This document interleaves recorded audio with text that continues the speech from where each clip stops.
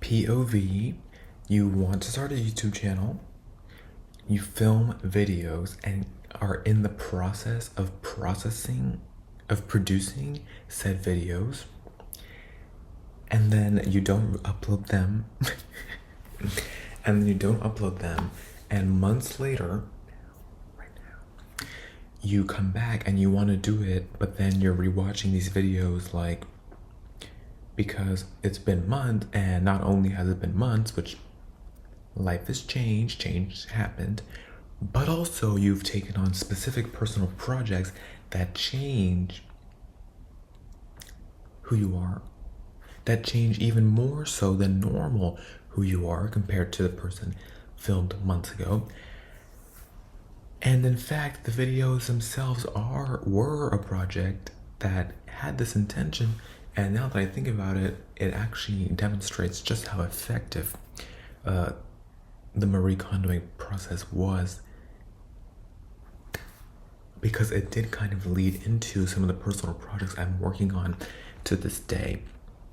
Okay, so there's gonna be a weird time jump going on because I think I do want to upload these.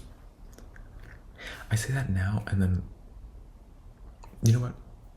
Period. I'm not procrastinating anymore. Me talking to myself literally in the camera. I'm gonna upload these and I'm gonna add these precursor videos and like before, because it's gonna be stark. It feels like a dramatic and stark difference if I just, or am I overthinking that?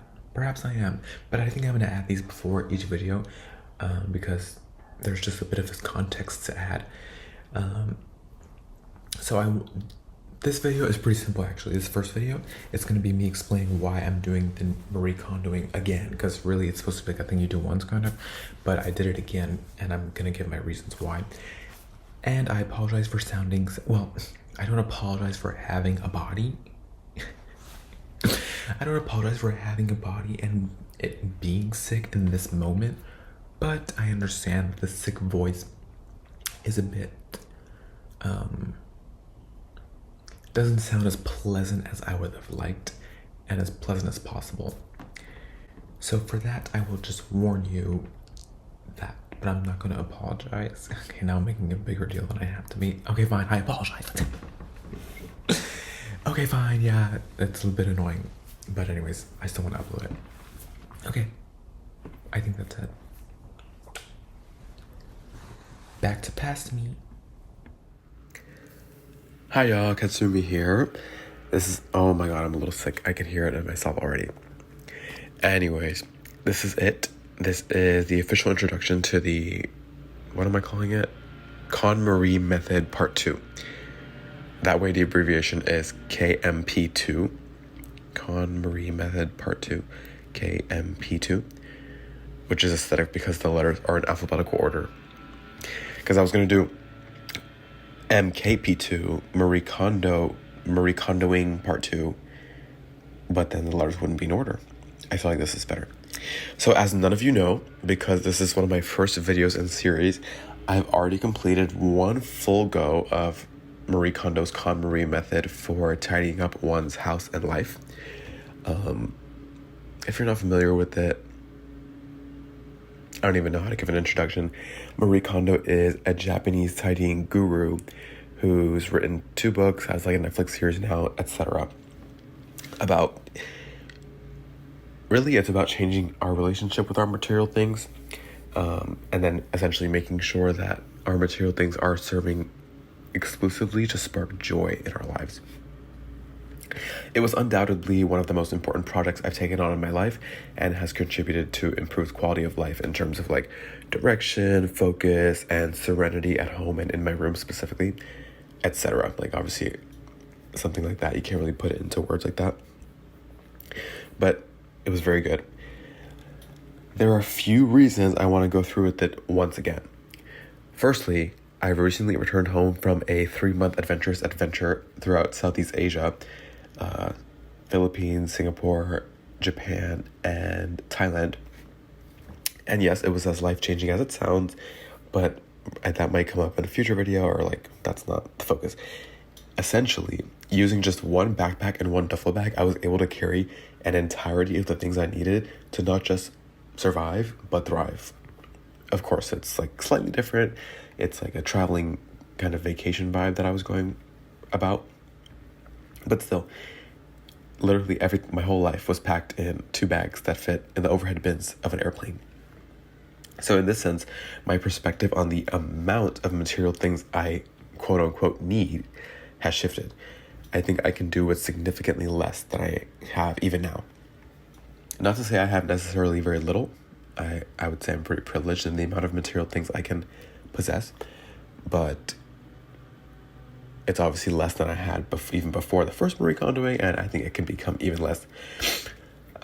Yeah. Secondly, just before embarking on that Asian journey, I had graduated from the University of Houston with a degree in linguistics. And then being back home now, it represents my first time having no academic obligations, and I'm just simply adulting in the real big wide world for the first time, which is daunting, to say the least. But I have a great community and support system.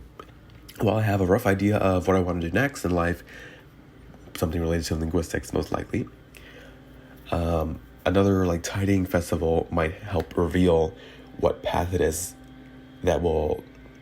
what path I have to take in order to spark the most joy, like going forward in life. Just like, basically I've reached a pivotal moment in life where I have to choose my own direction in a new way than ever before. In a newer way than ever before. And then lastly, this one is the least, but kind of still another reason. A few months before graduating, I had closed down, quote unquote, closed down the room at my mother's house, like my childhood bedroom. Yeah, so it was very sad, but I don't know, it was low-key an extension of that first Marie Kondoing, just kind of unifying my material possessions here at the house I'm living at with my boyfriend. And this was mostly successful, but I feel like it was overall not very Marie Kondo-esque, and like maybe a bit hasty in a way that just left room for a few details to go unnoticed. And like I feel like this might be dramatic and me overthinking it, but I feel like I have duplicates. I don't know, I just feel like I have too much stuff. So I think that is probably one of the major reasons, like that specific act of like moving my possessions from my childhood bedroom into this house. Maybe I didn't do it super properly.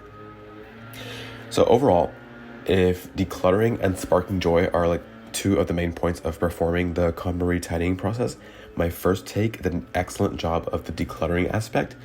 Like, I hope I have photos. My room was hella hoarderish, like, and just not truly reflective of who I am. And then my goal with this second take would be to enhance the joy sparking aspect. So like really questioning that, like if the things I have spark joy. So what's left to do besides get started? Just like the first time, I've read through her first book, The Life-Changing Magic of Tidying Up, The Japanese Art of Decluttering and Organizing. And then I'm going to read the second book, the companion book, Spark Joy, an illustrated masterclass on the art of organizing and tidying up. I'm going to read that one as I go through the process. Because it's kind of like the first one is, they're kind of similar. The first one is like, it describes a process, but not super in detail, kind of more, it's kind of detailed. I don't even know how to describe the difference. I just know the second one is like more explicitly like, oh, now do this, now do this, now do this. And it seemed to work for me the first time. I read through the first book to get an idea of what I was doing and then use the second book to like really slay it, execute it well. So that's what I'm gonna do again. But also, I'm gonna like reread the first one again. No, not reread it fully, but like I'm gonna skim through the first one and like take notes, which might help, which is some important reminders about what I'm doing and why. Obviously, the goal is this is the last time I'm ever going to do something like this. Like, from here on, I will have a perfect amount of material things. I will just move forward without my material things holding me down in any way, shape, or form. So, yeah. I didn't actually end the video, so thank you for watching. We hope you enjoyed your time at the library. Who's we? I hope I run this library all by myself. Did you know? Thank you so much for coming to the library. Wait, did I even say you're at Katsumi's library? What the heck?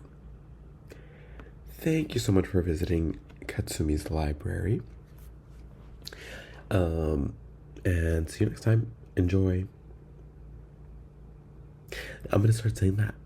Wait, does it make sense? I don't know. So like sometimes I just like saying enjoy, and it's like it could be your day, it could be whatever you like ate. I don't know. Just enjoy. You have to put joy into everything. On joy, like put in joy into everything. Yeah. Okay. Enjoy.